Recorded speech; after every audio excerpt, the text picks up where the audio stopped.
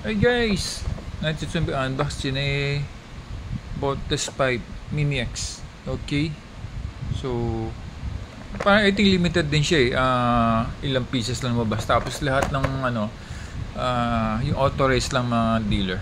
Okay, so yan guys, exclusive for the Philippines. Okay, so natin unbox. Actually, yung market price ito, actually, nano ko yung take kanina may naka-shield siya. Actually guys, ang nito, ang market price ito is 129 na. But syempre, may mga nagbebenta, diba? Kaya tatampo. So yan meron po siyang hologram. Toy-Con. So yung kasing authorized na dealer niyan, nag-distribute.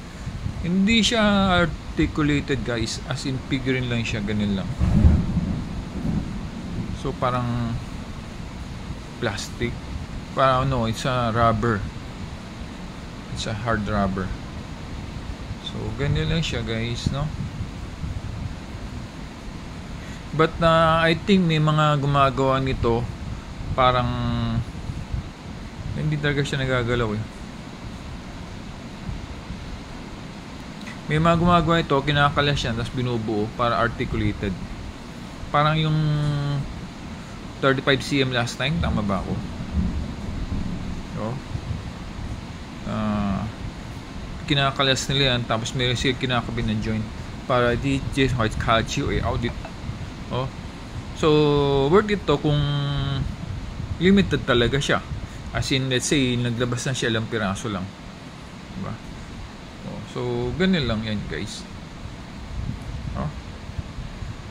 But, nga. Pwede kaya left and right. Kung may dalawang piraso kayo, yung isa na ganun.